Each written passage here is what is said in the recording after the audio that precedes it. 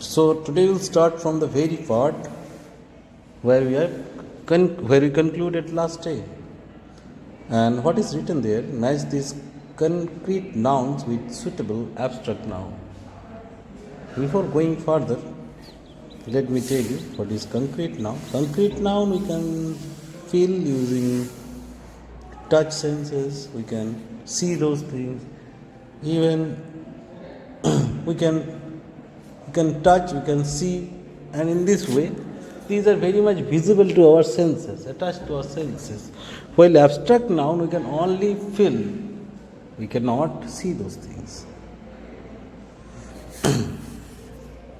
Fox, first one is provided fox. So what should be the perfect match for fox? It seems a cunning fox. Then we have athlete. Obviously, athlete is related to sportsmanship. Then we have baby. I think baby and innocence are very much related to each other. Then we have rose. And rose is related to, obviously, beauty. Then we have captain. So captain is related to leadership. So here you mark it. Then at last we have teacher. And teacher we can mark with, obviously, knowledge. So these are the marking done. To make things easier, I am writing the number here, cunning, that is 1. Athlete, that is C. Baby, that is E. And rose, that is beauty, A. Captain, leadership, that is 5. And teacher, knowledge, that is 6. So this is the first part. Now make sentences using the nouns you have matched. Just like first one it is given, the fox trapped its prey with great cunning. Here cunning stands for cleverness. So number 2, I'm going to make a sentence using athlete and sportsmanship. Okay. So let us see what to write. I'm writing here, in spite of being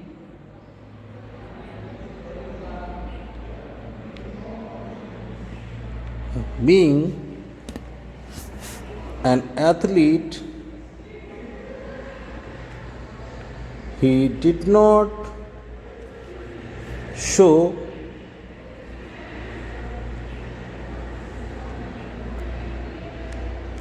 sportsmanship. So we have used both the term here. As you can, we have used sportsmanship here, as well as we have used athlete here. Next it is given baby and innocence. So let me write in that side. Just like baby, instead of baby I am making it plural and writing babies. Are symbol of what? Symbol of innocence. Over. Now number 4. So we know rose is the name of a flower. So we'll write what? Rose. Instead write a rose by any name. By any name will represent beauty. If you call rose by any other name also, it will be beautiful. It will represent beauty and nothing else. Next one that is provided to us, that is captain and leadership. Just like this, since the captain was absent, comma, no one was ready to take up leadership.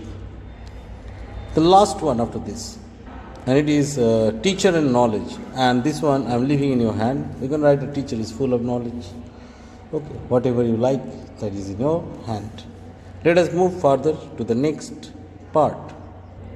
Now look, certain rules and regulation we have here regarding countable and uncountable nouns. As it is written, this can be counted, this cannot be counted. Further, we can use number for countable nouns.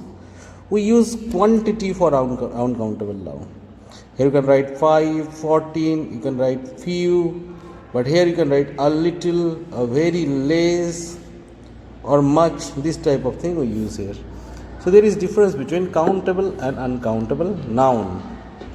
Further, more rules we have regarding abstract nouns are always abstract nouns. What we write? Countable or uncountable? That you have to tell. And there are certain examples. Let us see. Let us write one example of abstract noun, just like happiness. We cannot write happinesses. So abstract nouns are always singular. Abstract nouns are always singular. Since it is singular,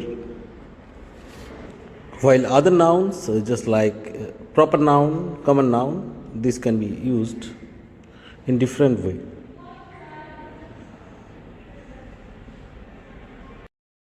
Countable and uncountable noun, we can move to that part of singular and plural that we will talk later. But basically, these two rules which are provided here, let us go through. Further is written, Jane is describing her friend's birthday party to her mother.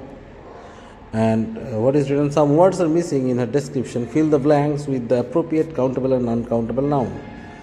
Mother, yesterday at Mary's party, we had a lot of, what we should write? We had a lot of fun. We cannot count it. Uncountable. All our classmates had come. We were at least 10 children. We were at least 10 children. Next. 2 dash of cakes. 2 pieces of cake. Each of us had 2 pieces of cake.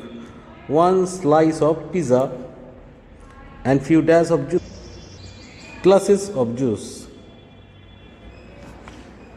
He wanted to drink some dash too. In no time, Mary's mother made yummy chocolate milkshake that each of us relished. Milkshake. So here we have used only countable and uncountable nouns. Here is the picture provided. So proper visualization is there. You can understand. You can see the things written here. Everything is provided here. Cake is there. And further you can see it is birthday party. You can easily understand seeing the caps or the hats they are wearing. Circle odd one out. Give reason for your choice. Grass, sand, sugar, tree, water.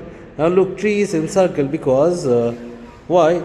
Because tree is countable while others are uncountable. Next, Dehradun, Nainital, Darjeeling, Gangtok, city.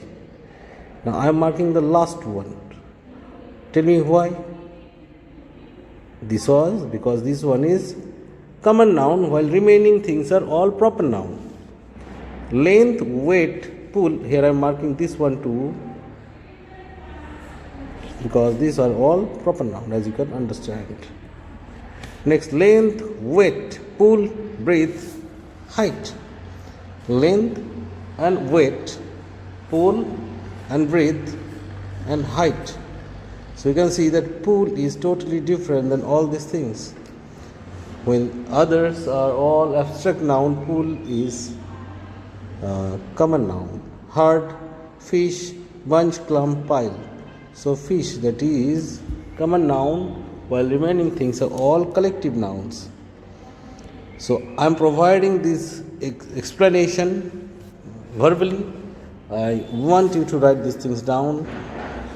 Book, Hedy, Diary of Anne Frank, Daddy's Long Legs, Frankenstein. So which one is odd one? You can see book, that is the common noun, and these remaining things are the name of certain books. Last one, happiness, neatness, despair, thought, flowers. Flowers are not abstract noun, this is material noun, while the remaining things are all abstract nouns. Hope you understood this part. I want you to write down these things. And the next class we will go through the remaining part. Thank you, children.